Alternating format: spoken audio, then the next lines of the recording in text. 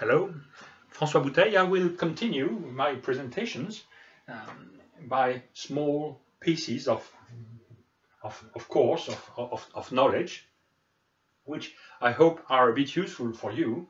And here we arrive to step number 5 of our course about diagrams and measurements. So we have chosen a very simple diagram where most of the content of your compressor installation, the pipework, for example, dryers, air treatment, filters, treatment of condensate, are not specified so far. And I say that even at that point, I can make interesting and useful measurement with a very simple way of measuring. And I will show you some of this technique, which will prepare you to understand exactly in more complex and best known installations what to measure and where and how.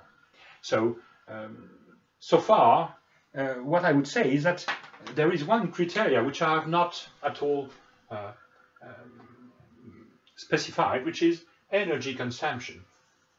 Many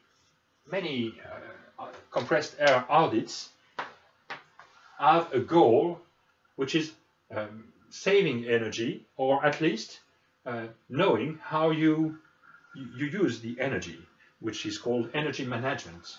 So if we do so, if we think that this is this is the criteria which will be possibly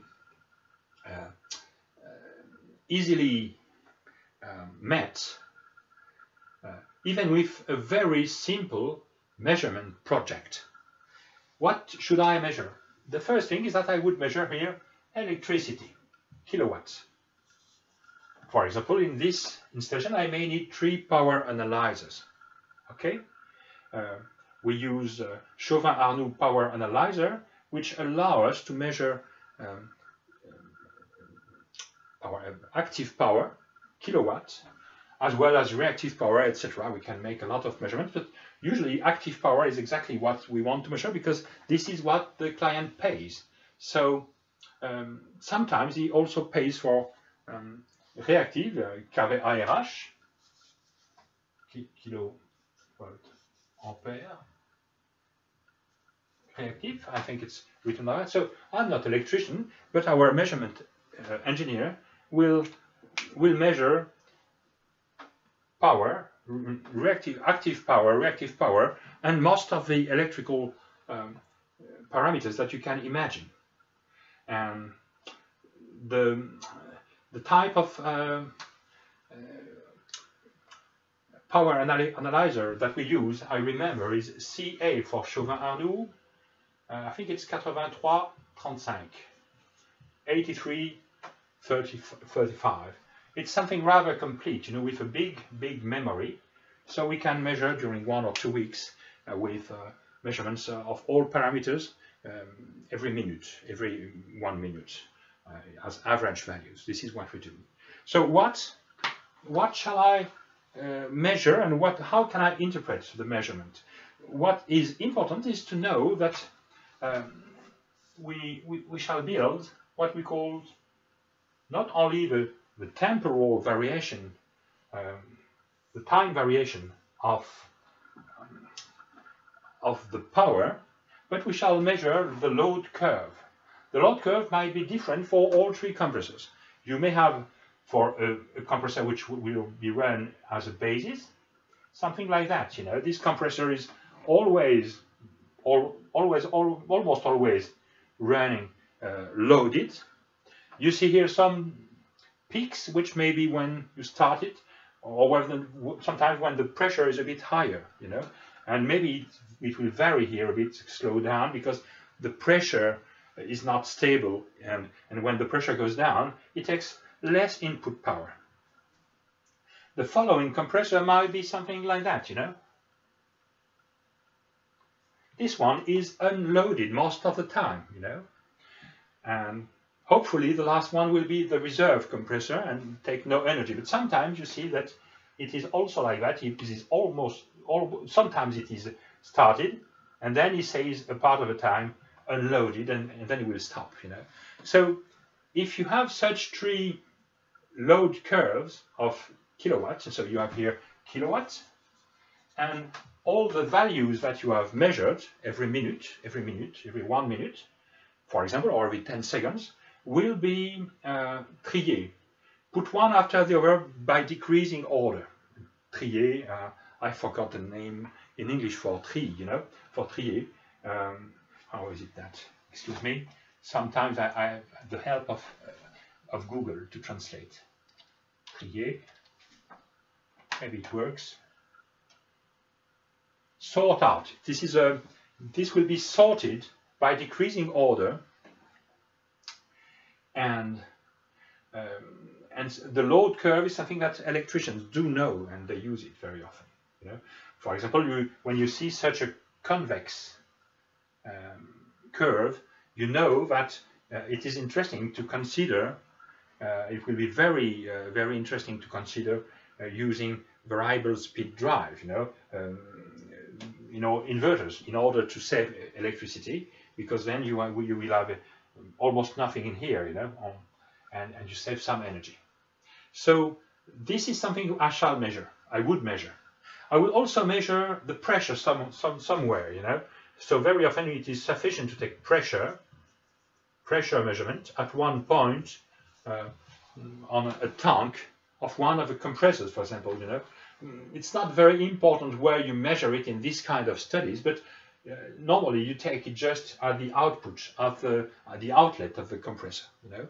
You know the pressure at which it actually works, not the pressure after the dryers. The dryers have not been specified, so in here I cannot measure it. So if I want to make the things very, very well, I can put two pressures, you know, more, which might be reasonable if the compressors are not in the same compressor room. Sometimes they are at very different parts of a factory, and the pressure might be different. Otherwise, one pressure is very sufficient. What I would measure also is something which I can do very easily, because I see the compressors. It's easy, it's very cheap. I can measure here the temperature of each compressor at the outlet, the compressed air temperature.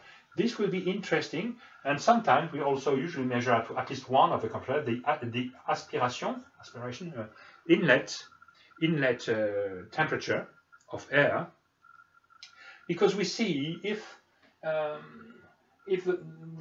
compressor is run in good conditions. If I see here that it takes air at a very hot temperature, maybe 25 Celsius, you know, it's important to know it, because you will have problems with dryers, and sometimes the compressor will stop, will not be reliable. So in the past, before we may learn in France to use flow meters for compressor. You know, it was not so frequent. Maybe 20 years ago. 20 years ago, we started massive measurements in France, helped by the state. You know, in France, everything runs through the state. You know, it's we like. Maybe it's from the time of Louis XIV, Louis XIV, I don't know, or Napoleon, but we have quite a state in France, and sometimes they could take good initiatives, good ideas. 20 years ago, the FME, kind of agency, was among the first in Europe to start these. I think the English had some too at that time. They started to look for energy saving. You know, it was more for reducing the dependency of France to importations of oil, probably. So I took part of those studies, and so we shall know that energy is something that is covered by this measurement project. We look at pressure. If we see that the pressure is very high, much higher than in usual. Normally we find 6.5 or 7 bar here, bar gauge. if we have 10 or 13 bar, we say why? Why have you such a high pressure for bag filters, which need only 4 or 5 bars, cylinders maybe 6 bars, regulating valves maybe 2 bars. So we can already start to do some things. If we see that the pressure is too high, we have a possibility of making some saving by getting a lower pressure, maybe by studying the pipe work, or maybe the pipe work is okay and they can readily reduce the pressure. The temperature is more for reliability aspects, and also because it is believed that when you have cool air at the inlet of the compressor, well, certainly you will have more mass of air compressed and sent into the pipework. So maybe you can stop one compressor. So such things are important, and it is very cheap. So normally we always have a temperature sensor to measure without too much, well, plus or minus 1 Celsius, and it's sufficient, but to know the inlet temperature of a compressor. So then, should we stop at that point? I think not. I think that we have also possibility of measuring here each of the main usages. So bag filters is what really I would measure. This is important, because in bag filters you may have a risk of internal leak, and it may be a very big leak. Romain, our measurement engineer, when he was hired in my company, maybe about 10 years ago, his first measurement project was in a paper industry in the east of France, in the Les Vosges mountains there. And he measured on a 3 inches pipe, supply of air for a bag filter, a big bag filter.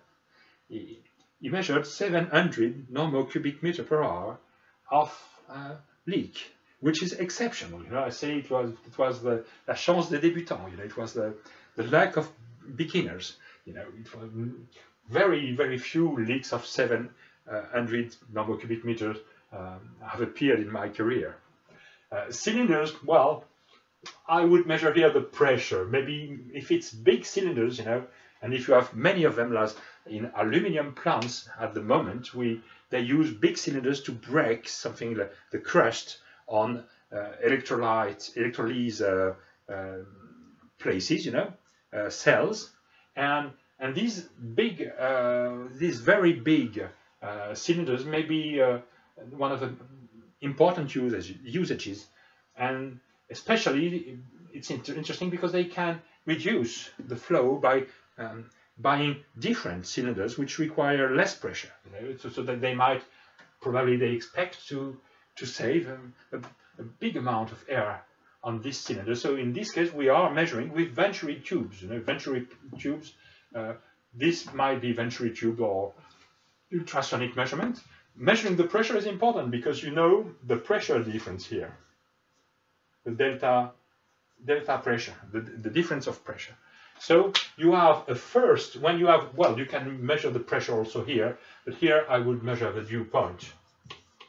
It is always useful to measure the dew point at a place where the air is supposed to be dry, because even if you have excellent dryers and they have a hygrometer, maybe you have had water in the pipework 2 weeks before, and you have not removed this water, and it will stay maybe some months before you have a good dew point, So measuring the dew point is something that you have to check. We shall speak about that. It might be either pressure dew point, which is or dew point at atmospheric pressure of air.